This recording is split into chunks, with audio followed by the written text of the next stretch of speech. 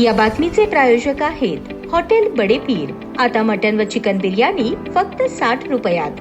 आमचा पत्ता Lakshmi market Vijapur waste आणि दुसरी शाखा मुस्लिम बादशाहपेठ सोलापूर।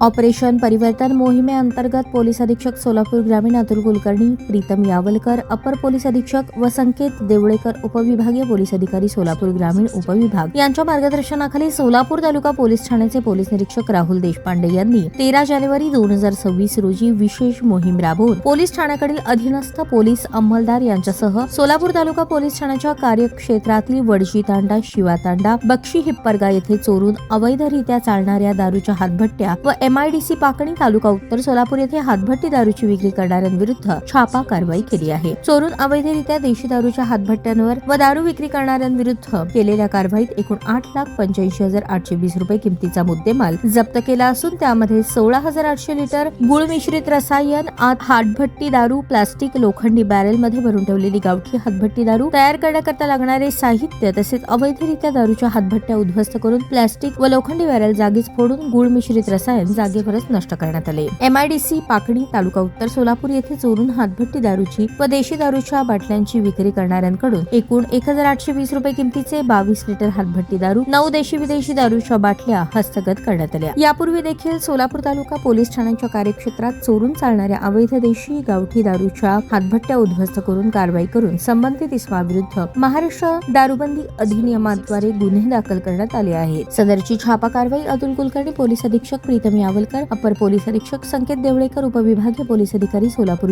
उपविभाग यांच्या मार्गदर्शनाखाली राहुल देशपांडे पोलीस निरीक्षक सोलापूर तालुका पोलीस ठाणे यांच्या नेतृत्वाखाली सोलापूर तालुका पोलीस ठाण्याकडील कार्यरत असलेले श्रेणी पोलीस उपनिरीक्षक घोळवे बागवान, सहाय्यक पोलीस फौजदार रामेश्वर कोडक, पोलीस हवालदार महेश कटकधोंड, कॉन्स्टेबल सागर ननावरे व विलास लोखंडे, महिला पोलीस कॉन्स्टेबल दीपाली खोत यांनी बजावली आहे।